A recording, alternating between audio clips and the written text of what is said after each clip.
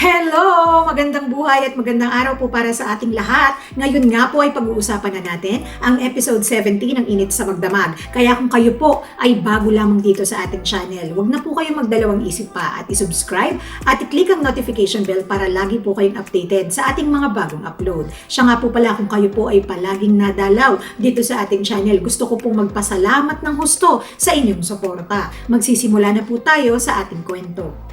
Magkasama ngang nagpunta itong si Dr. Christopher at si Simon sa bahay ni Raymond at doon nga'y talagang namangha sila sa sobrang ganda at laki nito. Ayon nga dito kay Simon, totoo nga raw pala na talagang 15 minutes daw ito mula sa bahay nila Dr. Tope kapag nilakad. At kung meron naman daw itong chikot, mga 5 minutes lamang daw ay makakarating na nga dito. Habang naglalakad nga po silang magkakaibigan, ay bigla namang napahinto itong si Raymond at biglang titig dito nga kay Simon. Sabay biro niya ng, alam mo Simon, parang gwapo ka sa anggulo na yan. At dahil alam nga naman natin na talagang medyo kapal mooks nga itong isa, sumagot din naman ito. Oo nga sabi sa Barangay Talisay, halos lahat sila, gwapo nga daw talaga ako. Talaga naman Simon, saan ka ba humuhugot ng lakas ng loob? At doon nga po'y bigla nang dumating itong si Meggie at si Rita. At wika nga ni Meggie, talaga gwapo, kiss mo nga Raymond. At doon nagkahabulan na ang magkakaibigan. Samantala, naiwan naman po itong dalawa, si Rita at si Dr. Christopher, at nagkaroon nga sila ng pagkakataon upang magkasama ng solo. Habang masayang nakatitig nga po itong si Dr. Christopher sa naghahabulan nilang mga kaibigan, ay bigla namang ganun si Rita. At syempre, nagulat naman itong si Dr. Christopher dahil alam naman natin, masyadong ang mapag-alala ito, lalong-lalo na pagdating sa kanyang dating kasintahan. Kaya naman agad niyang tinanong, bakit Rita? Anong nararamdaman mo? Kumusta ka?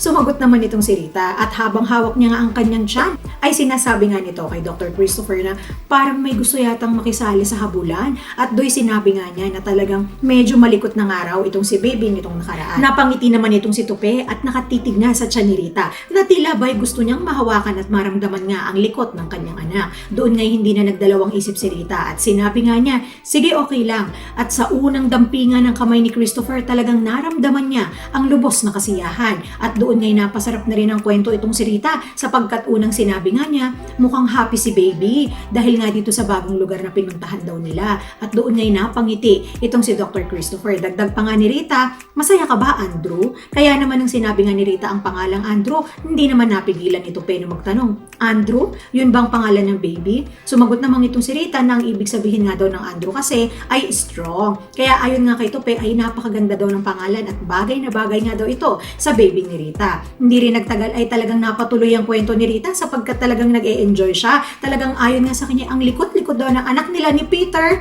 at doon napatigil nga ng pagsasalita itong si Rita kasi nga hindi niya inaakala na mababanggit na naman niya ang pangalan ng kanyang sadistang asawa. At doon nga'y tila ba nawala ng gana itong si Rita sa pagsasalita at ganun din napatitig sa kanya si Christopher. Hindi nga nagtagal ay unti-unti na rin tinanggal ni Dr. Christopher ang kanyang kamay mula nga sa tiyan ni Rita. Sa kabilang banda naman, sa bar nga ay magkasama ang magkaibigang Ellie at si Peterson at doon nga'y hindi napipigilan ni Peterson na maglabas ng kanyang sama ng loob. Medyo nakainom na nga itong isa at wika nga niya, hindi daw niya alam kung sino daw ang mas gago sa kanila, kung siya raw ba, kung si Tupe o si Rita. At heto na nga po, ininom na ng lahat ni Peterson ang huling alak na nasa kanyang baso at makaraan nga ng ilang sandali ay agad niya itong inihagis sa sahig. Kaya nagulat na naman itong kanyang kaibigan na si Attorney Ellie at doon ay kinausap niya itong si Peterson. Wika nga niya, akala ko ba kaya mo magtiis? Akala ko ba kaya mo lahat ng to? At doon nga nagsumagot naman itong si Peterson. Ayon nga sa kanya, bro, hanggang kailan ako magtitiis?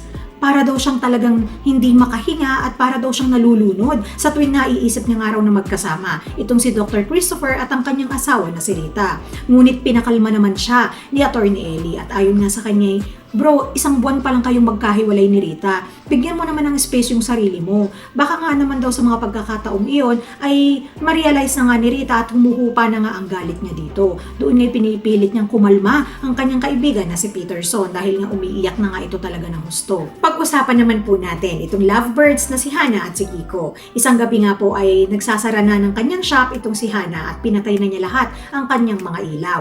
Doon nga po ay kumuha siya ng ilang mga gamit at binitbit niya na ito na tila bagay itatago na nga niya. Sa hindi inaasahang pagkakataon ay bigla siyang natapilok at takma na sana siyang babagsak sa sahig. Ngunit isang superhero ang sumalo sa kanya kaya naman siya ay naisalba. Pagmulat nga ng mata ni Hana ay nakita niya itong si Kiko at talaga namang agad siyang itinayo nito at inalalayan. Ayon nga kay Kiko ay napunta lamang daw siya doon sa bahay ni Hana sapagkat nung nirenovate niya nga daw ito ay naiwan niya ang ilan sa kanyang mga gamit. Ayon naman dito kay Hana, tara kunin na natin sa loob ng bahay. Ngunit agad siyang pinigilan ni Kiko at ayon sa kanya, naalala ko na hindi ko nga pala naiwan dito at nagpaalam na nga itong si Kiko. Napaisip naman itong si Hana na tila bagay nagtataka kung anong ibig sabihin at bakit na sinasabi iyon ni Kiko. Kung ano ang dahilan, heto po't malalaman na natin ang kasagutan. Sa bahay nga po ng mag-amang Lab at Kiko ay nag-uusap nga itong dalawa at ayon nga dito kay Lab, sigurado ka ba talaga sa ginagawa mo? Sumagot naman itong kanyang anak at ayon nga sa kanya, ito lang po kasi yung alam kong paraan para masigurado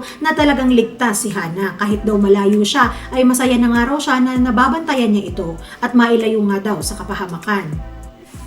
Tinanong nga siya ng kanyang ama na si Lab. Ayon nga dito hindi pa parang mas pinapahirapan mo naman yata yung sarili mo? Sagot naman sa kanya ni Kiko, mas nahihirapan nga po kung talagang nahihirapan pero hindi daw niya maaaring pabayaan. Ito ang si Hana, lalong-lalo na raw sa pagkakataong ito na wala nga daw si Dr. Christopher sa kanyang tabi. At ayon pa nga dito kay Kiko, kilala daw niya kasi itong si Hana sapagkat pag nagkakaroon nga raw ito ng problema ay talagang nagwawasak daw ito at nagwawalwal. Kaya naman wala nang nasabi itong kanyang ama na si Lab nang sabihin nga ni Kiko na talagang yun lamang daw ang kanyang paraan para maproteksyonan nga itong si Hana. Samantala, tulala naman po at talagang napakalalim yata ng iniisip ni Simon sapagkat nagsasalita nga itong si Dr. Christopher pero parang hindi niya yata naririnig. Ayon nga dito kay Dr. Tupe, Simon, bukas dadalawin natin ang site tapos pupunta tayo sa bayan at bibili tayo ng mga gamit para sa mobile clinic. Nang hindi nga sumasagot itong si Simon ay tinawag niya muli sa kanyang pangalan at ang sabi nga ni Dr. Tupe, Simon, nakikinig ka ba? At doon nga po'y dahan-dahan na ibinaling naman ni Simon ang kanyang pagtingin dito nga kay Dr. Christopher. At ayon nga sa kanya, Dok, naisip ko lang, kung wala pala talagang asawa tong si Ma'am Rita, parang bagay kayo, no? At doon nga'y nagulat itong si Dr. Tupe sa sinabi ni Simon. Kaya naman ang wika nga niya, ano bang pinagsasabi mo? At doon umupo na nga itong si Dr. Tupe sa kanyang tabi. Dagdag pa nga ni Simon, parang pati si Meggie, parang mas lalo siyang gumaganda. Bakit ganun, Dok? Iba yung pakiramdam dito, no? Parang ang gaan-gaan. Parang ang ganda daw ng mood nila pagdating nga sa Corazon na tila ba in love na nga yata itong si Simon. Kaya naman nagkabiruan na nga itong dalawa at ang wika nga niya, Dok, matutulog na ako. Baka sakaling makita ko sa panaginip itong si Meggie. Biniro nga siya ni Tupe at ang sabi naman ni Tupe, baka kung anong gawin mo sa taas ng kwarto, ah. At doon nga po natapos ang kanilang usapan. Samantala, isang text message naman po ang natanggap ni Dr. Christopher at hulaan niyo po kung kanino ito galing. Tama, ito nga po ay galing kay Rita. Kung maaalala niyo pong lahat, dumating nga ang pagkakataon na binlock siya ni Rita dahil nga naiirita ito dahil sa patuloy niyang pangungulit patungkol nga po noon sa problema ng Velamines. Dahil sa mga panahon na iyon ay naglilihi lamang itong si Rita. Kaya dahil nga nakukulitan siya dito kay Dr. Christopher, binlock niya ito. Pero sa pagkakataon ngayon ay ang mensahe ni Rita ay ganito, gusto ko lang malaman mo na hindi ka na-block. Salamat sa lahat ng tulong. Isa kang mabuting kaibigan. Uy, yun po ang message ni Rita sa kanya. Ano kaya ang ibig sabihin nito?